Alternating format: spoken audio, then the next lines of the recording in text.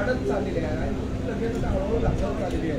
मागचे पोषण पाहता लक्षापासून तुम्ही उभराल की नाही आम्हाला वाटत नाही, कारण 4-5 दिवसापासून वर्षा पण हे घडत असताना असा एक प्रश्न आहे. सरकार एकाला बैठका घेत आहे आणि म्हणतात की अडचणी आहेत, हेच आहे तुम्ही म्हणतात कसं होणार?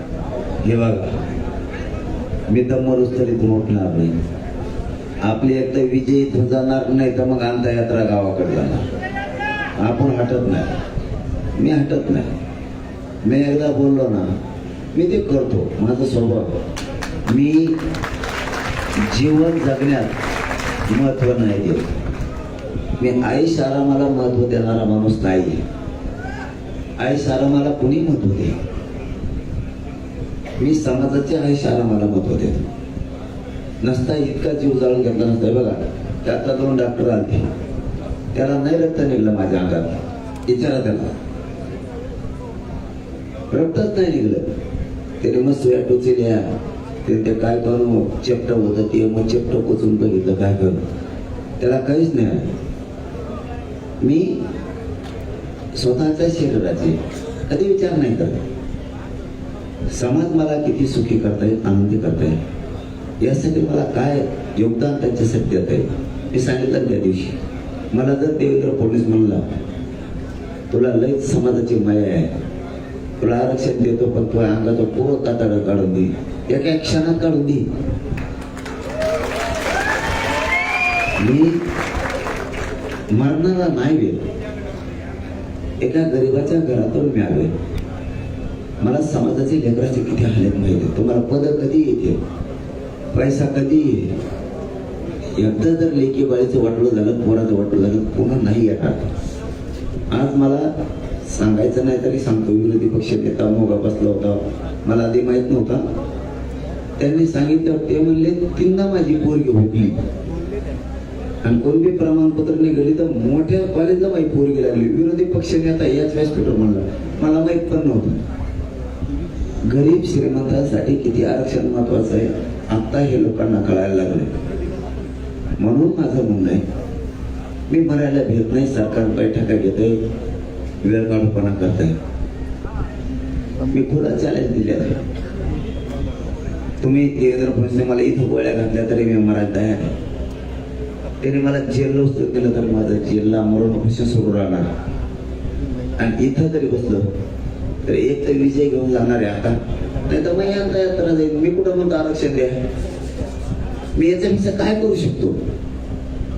माझ्या समाजासाठी मी इतकं झटतोय, इतका मी उपाशी तापाशी राहतो, इतकं रक्त जातो.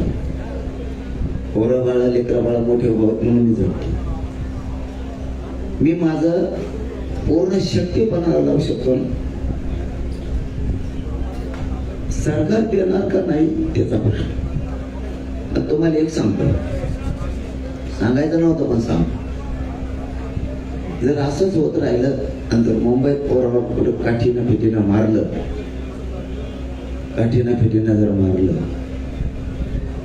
तर जव्हार पासून मुरबाड शहापूर पर्यंत, शहापूर पासून कल्याण पर्यंत, कल्याण पासून पनवेल घनसोली पर्यंत, तिथून पलीकडचा जो परगणा आहे सगळा महाड पर्यंत, पूर्ण महाराष्ट्र कधी सुरू होणार?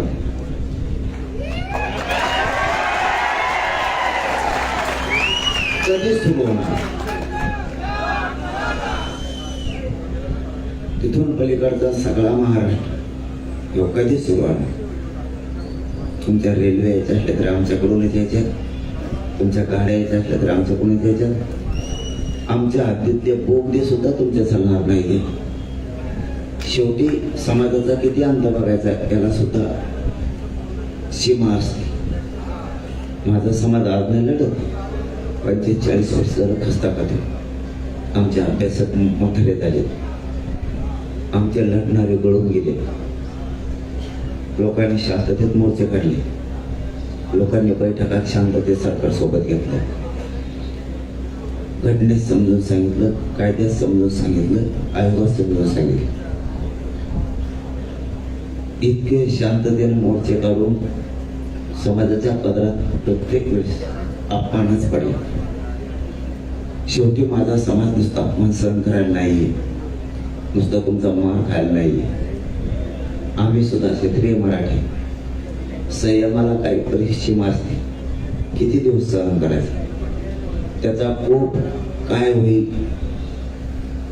त्याचा विद्रोह काय असेल याचा विचार नाही केला जात. माणसाची एकदा मनस्थिती जर ठरली, आपल्यावरती 45 वर्षापासून नुसता घाणेरडा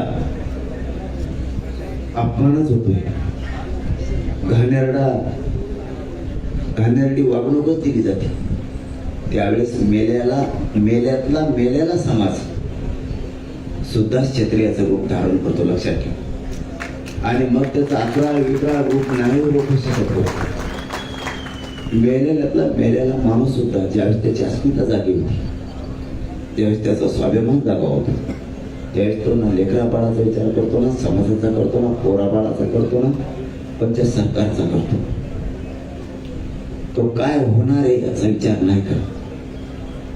शेवटी गोरगरिबांच्या लेकरांच्या आयुष्याचा प्रश्न आणि त्याचं आयुष्य आणि भविष्य तुम्ही जर कुटीला बांधणार असले, शेवटी माझा समाज सुद्धा राज्यात 50% जास्त त्याचा अस्तित्व टिकवायला तो खंबीर आहे.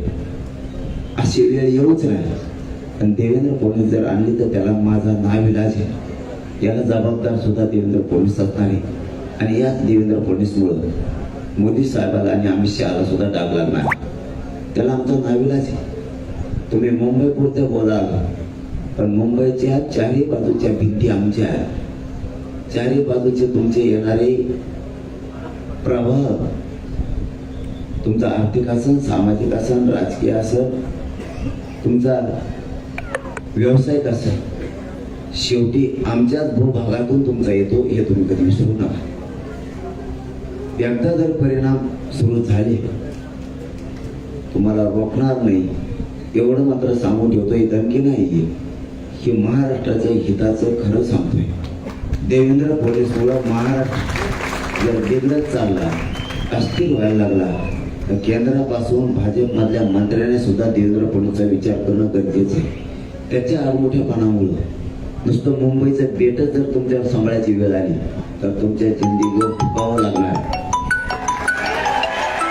तुम्हाला फक्त मुंबईचं बेटच सांभाळायला लागणार आहे. आजूबाजूचे सगळे नाके मराठीने व्यापलेले असणार आहेत. हे मी करून आतापर्यंत दाखवलेलं आहे. आणि मी जर मेलोच तर बेट सुद्धा नाही तुमचं, महाराष्ट्रात नाही, पण बेट सुद्धा तुमचं नाही. महाविकास आघाडी सरकार असताना देवेंद्र फडणवीसांनी स्टेटमेंट केलं होतं की अपवादात्मक परिस्थिती निर्माण झाली तर आरक्षण देता येऊ शकतं. कोण म्हणलं असं? देवेंद्र